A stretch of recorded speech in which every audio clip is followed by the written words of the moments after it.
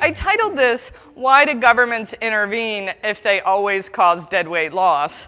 As more of an example of the kinds of ways in which we teach economics that causes us to lose some of the trust of our students and of the public. So I'm sure that you, like me, and are wrestling with why is it that economists are failing to convince the public of our beliefs and what we think is true right now. And we are definitely failing to do that. I will start by showing you that people just don't agree with economists. And that's actually greatest when economists have the most consensus. So economists, 100% of economists, and this data comes from a paper called Economic Experts versus Average Americans by Paulo Sampiez and Luis Zingales that was published in the AER in 2013. And what they show is they take data from the IGM experts panel. So if you're familiar with that, that's the panel that asks economists, mostly from sort of top tier schools, so sort of what we might think of as the big leaders in our field, what do you think about certain policy questions? And it took those questions and it fielded them to a general population as well and compared what people think with what economists think. And so the top one, I think, is the most obvious and sort of relevant in the last couple of days. You know, the stock market fell 1,400 points, and economists, 100% of them believe that it's hard to predict stock prices, right? And we had Paul up here yesterday saying, you know, the thing he said in the wake of the stock market decline was, I don't know what's going to happen, but nobody else does either, right? That's a core belief of economists, and yet only half of the public believe that. America's stimulus lowered the unemployment rate. Most economists believe that. That's a separate question from whether the costs were worth the benefits were worth the cost. But just on the benefits, America's stimulus lowered the unemployment rate. Most economists agree with that. Most economists believe that changes in U.S. gas prices mainly reflect market factors. Most believe that a carbon tax is a less costly way to cut emissions.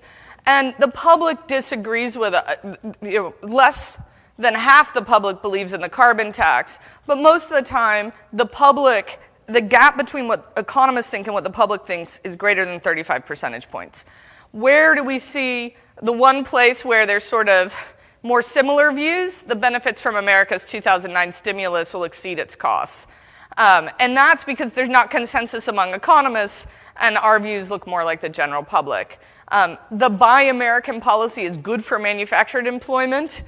Here we see the opposite. Most economists disagree with that, but most of the public agrees with that. So the public has different views about how the economy works than economists. But it's not just that. In policy debates, economists are losing the public. These are some headlines. In The Economist, if economists agree on something, the public will almost certainly think differently. People have had enough of experts, and this isn't just in the United States. That's an article coming out of Brexit saying that economists need to fix how they're talking about economics. An article in The Atlantic, should we trust economists? They're fractious, frequently wrong, and have lost much of the public's faith. So what are we seeing? Now, this has created a backlash, which is I call the rise of 101ism. Or the accusation of 101ism, right? So a popular book by James Quack called Economism, which argues that Econ 101 helped advance a rigid and potentially harmful free market agenda. So it's blaming 101 and saying we've created a wrong way of thinking about the economy, and that's created a bunch of the backlash, as well as created some of the partisan divide we see, because people aren't using sort of real economics, but they're using it to divide themselves. The Washington Center for Equitable Growth says must read Noah Smith's thesis, Economics and Econ 101ism. And then more broadly, some suggest that one of the things we need to do to combat this lack of trust, and I could go on and show you more and more examples of economists losing trust, of people accusing 101 of teaching a false narrative of the way the economy works. The Guardian responded by saying, hey, here's 5 things economists can do to regain trust. They figure everybody likes lists, even economists must like lists. Here are 5 things you can do. And one of the things on there was shake up economics teaching. And so, you can see the little headline underneath this, a movement inside universities to move away from purely mathematical view of the economy because students have become increasingly uneasy with the focus on equations to judge how the economy operates. One of the other things they say in that list is we need to put people into economics so that people can trust us. We need to be talking about how people behave in a way that resonates with the students, that resonates with the public, so they can believe that we are teaching about the world that they see when they look out their window. So do students really need this? I think if you took a look, maybe I've seen a lot of hype in the media about things that maybe we shouldn't pay too much attention to, but if you dig into the research a little bit, we see that there are some fundamental problems that we might want to think about that might require some subtle changes in how we teach 101. So there was an article now almost 20 years ago in the AER which showed that economic majors in their senior year couldn't pass a basic economic literacy test. So that by couldn't pass, the argument was they got about 60% right on a very, very simple test. And the authors argue that's a D minus, and we shouldn't pass them. But the other thing is they barely do any better than the non-econ majors. And this study, I think, points to something that's come out in a more recent paper in the Journal of Economic Education that came out last year, which found that students go into economics with beliefs and preconceptions about how the economy works. They can pass their exams. They can give the answers economists tell them to give. And they find that their views on economic policy, things like zoning laws, minimum wage, tax policy, even on sort of factual things about whether it changes the quantity, don't change, even though they've majored in economics. So what students seem to be doing in this study seems to find is that students are compartmentalizing. They're learning in economics that I'm being taught in the classroom, and then they're keeping in economics that I use for my day-to-day life, and they aren't merging those two. In some sense, you might think this is good news because there's an entire other literature which says that what economics is doing is accidentally teaching rational to mean selfish and normatively to mean that you are a better decision maker if you are rational and selfish. And so people come out of economics and they are worse, less cooperative members of society after taking economics. And so Frank has had a whole series of articles on this. Does economics make citizens corrupt? Does studying economics inhibit cooperation?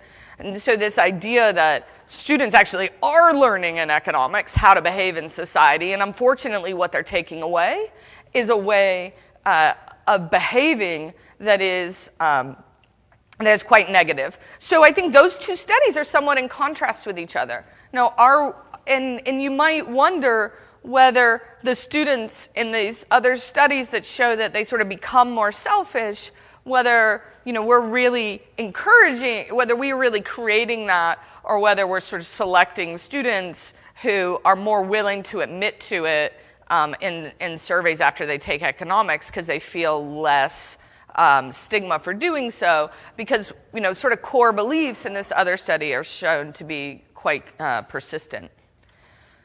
So what I wanted to do today was, first of all, to ask, are we guilty as charged? So I took a quote about Econ 101ism, and I want to just narrow in on a small topic, which is government intervention. So that's why I started with this idea of if governments always create deadweight laws, why do they do what they do? And what a review of the Kwok book says is, with Econ 101 as the default lens through which everyone views the world, Kwok argues that government programs and regulations start to seem dangerous and inefficient. So what he basically argues in his book is that we teach students that governments always do harm, and that's created a view in which regulation is always bad. Are we guilty of this? Well, let's start with our standard approach. Our standard approach is that markets maximize surplus, government intervenes and creates a deadweight loss, but this is where you're going to raise your hand and say, but no, I teach them later on that externalities exist and can be solved through taxes.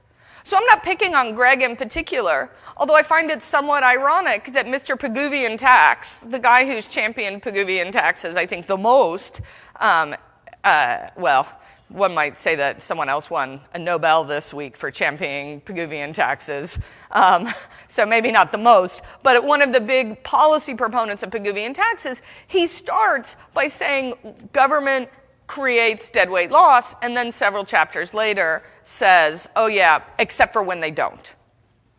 So what are we doing when we teach government to the students? By teaching deadweight loss only through government, we are telling them a narrative that government always does harm.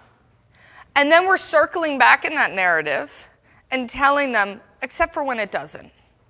But when people learn, you're asking them to learn and then unlearn.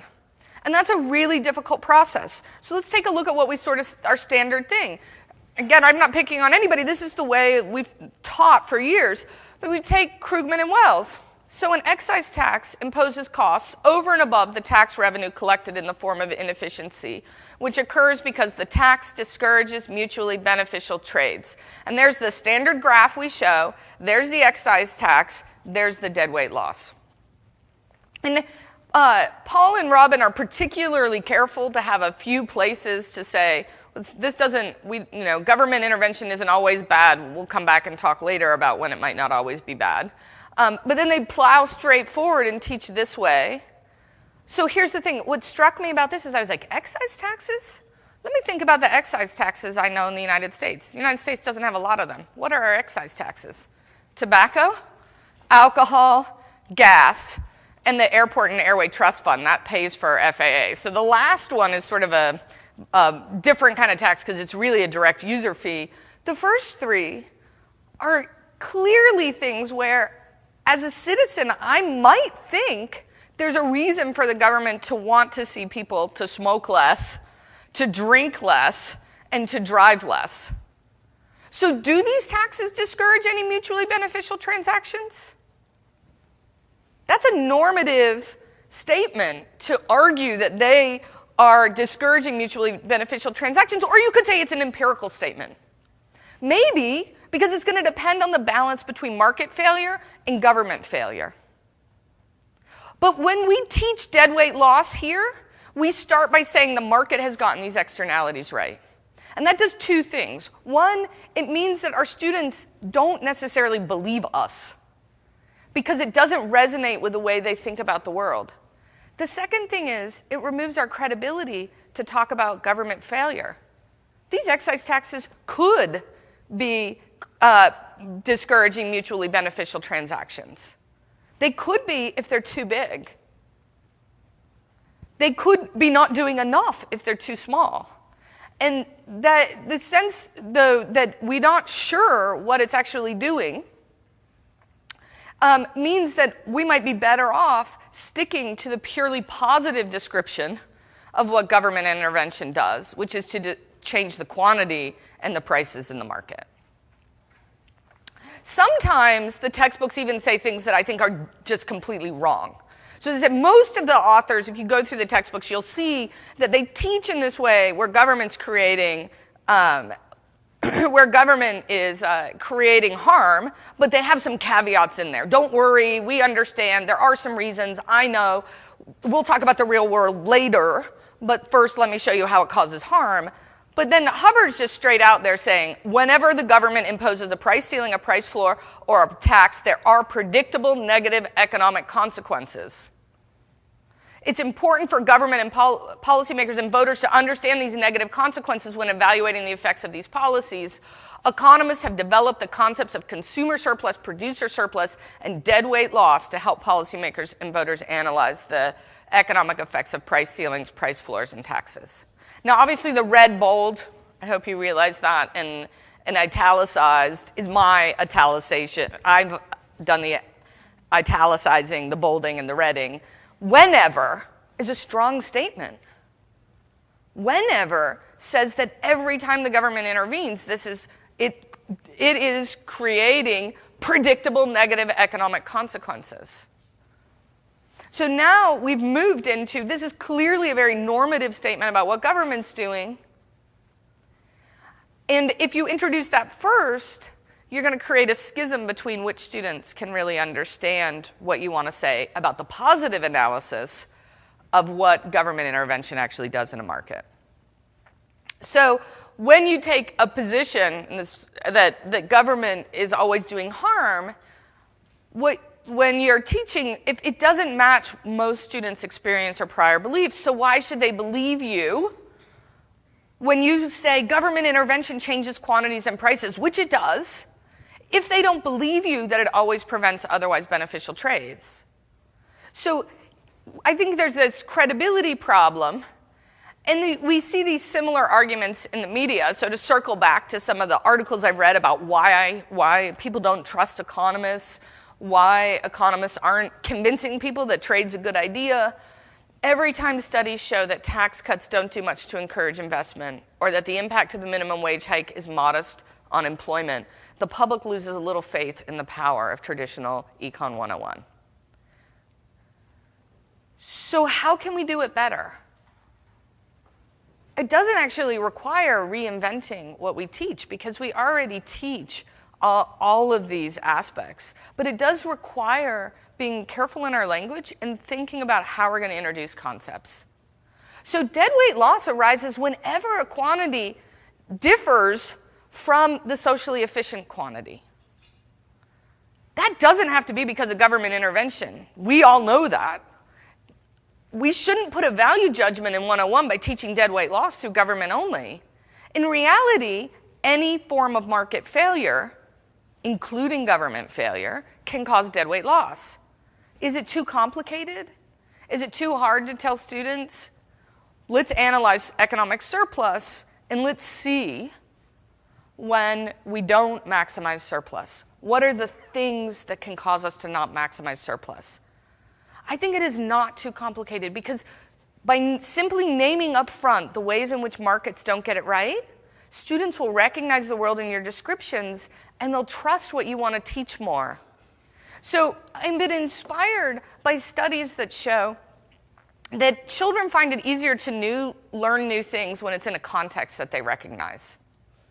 So if you ask children to read a story and answer questions about what's happening in that story, if it's in, if they are soccer players and they're reading a story that's taking place at a soccer game, they're better able to answer questions even if none of the questions have to do with soccer.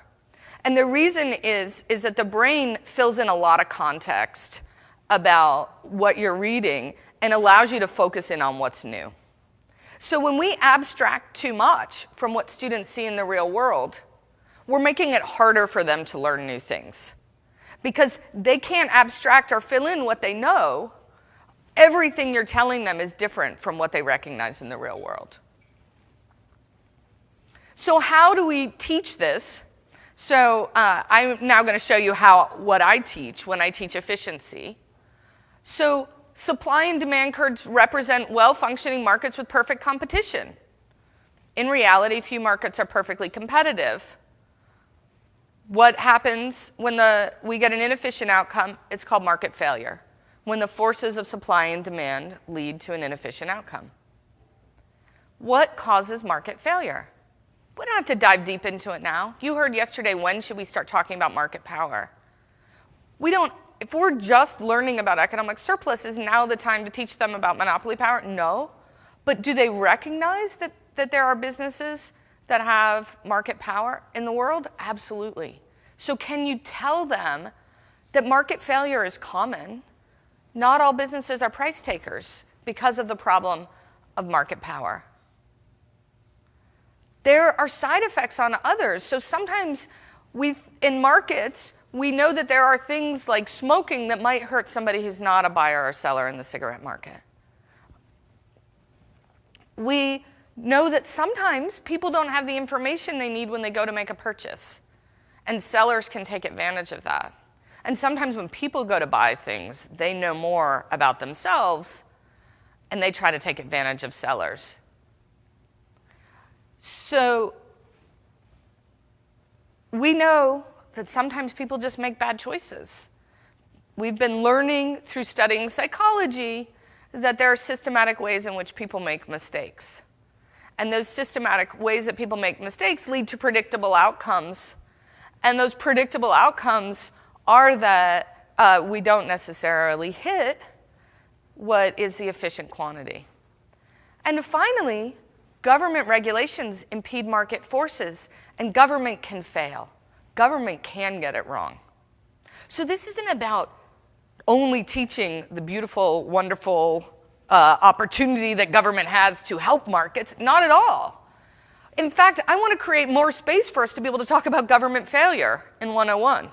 But we have to do that by acknowledging market failure more broadly, and the government plays a role in that. So when we talk then about efficiency and deadweight loss, we can narrow in on what causes inefficiency.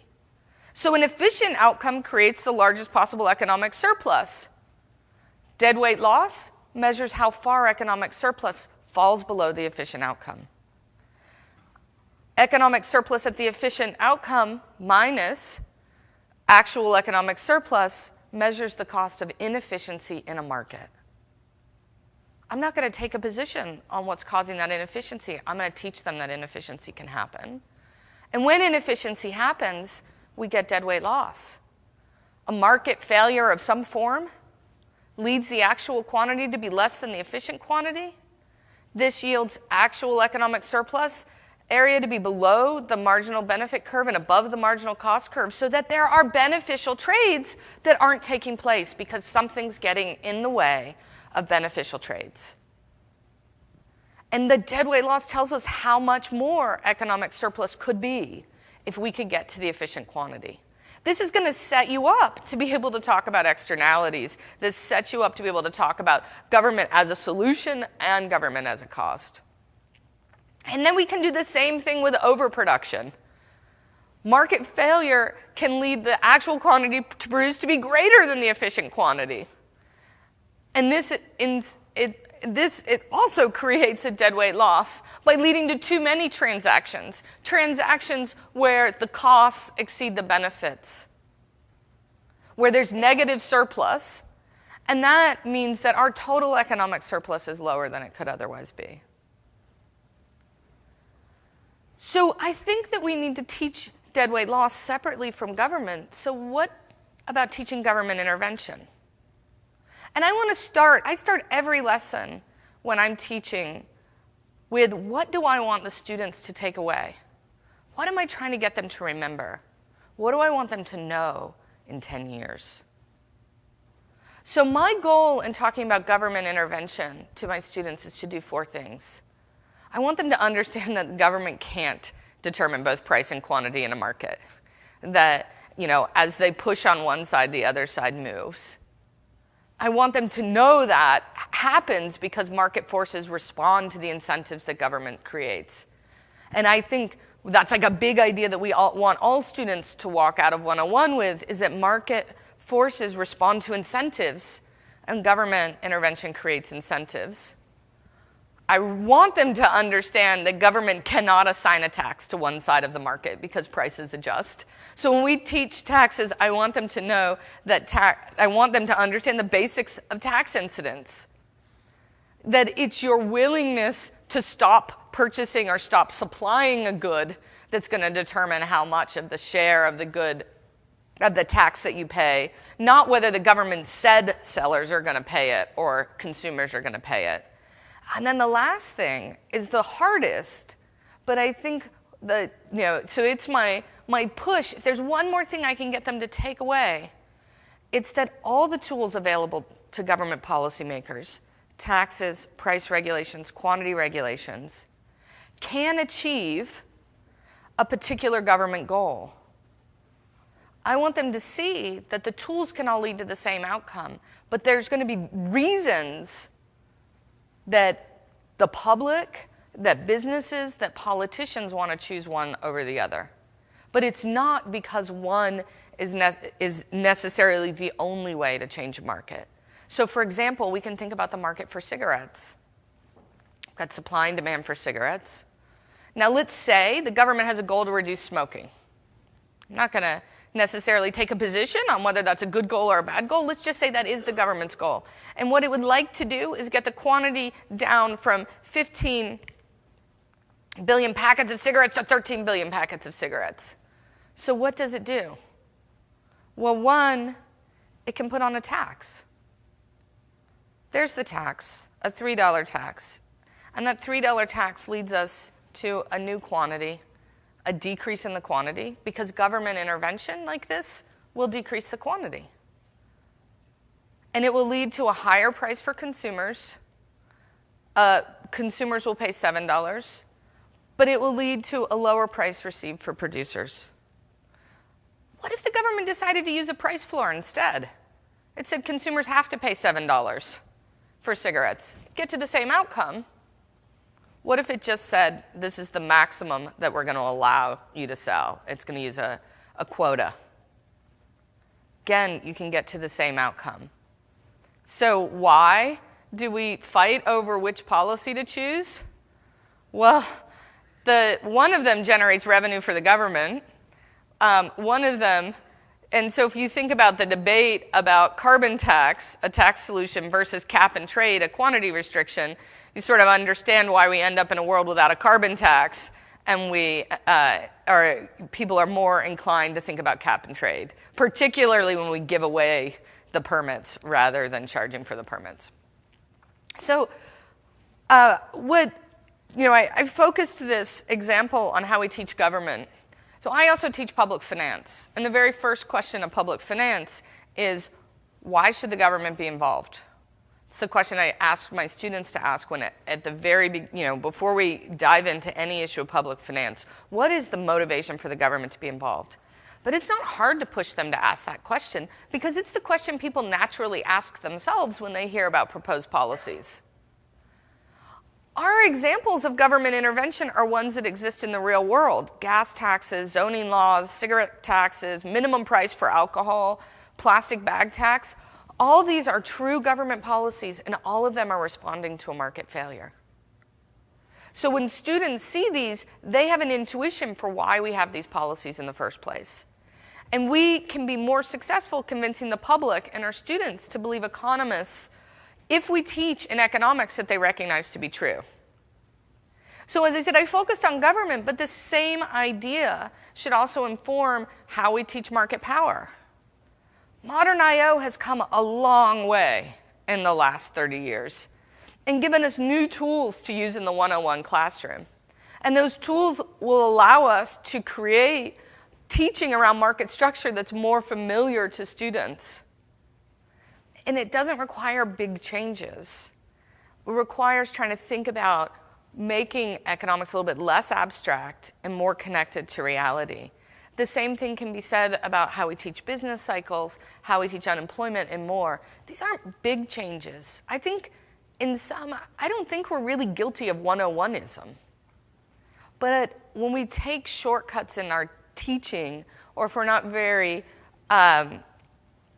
if we expect students to follow a narrative all the way to the end, in which we undo some of our teaching at the end, I think it's hard for them to take away the entire package that we've delivered. And it might be better to try to admit up front to some of these issues at the very beginning so that we carry them all the way to the end and they take more from the class. And that is my ultimate goal when I walk into the classroom, is to not just ask, what are my students going to learn today? But what are they going to be able to take away from this course? How is it going to make them how is it going to make their life better? How are they going to make better decisions in their jobs, about their jobs, in their lives, about their lives? How are they going to use economics in a way that gives them the return on investment that students are looking for today? And that means making sure that the things they retain are useful, and that they retain things, and that the things they retain are useful. So I will stop there and open it up for questions.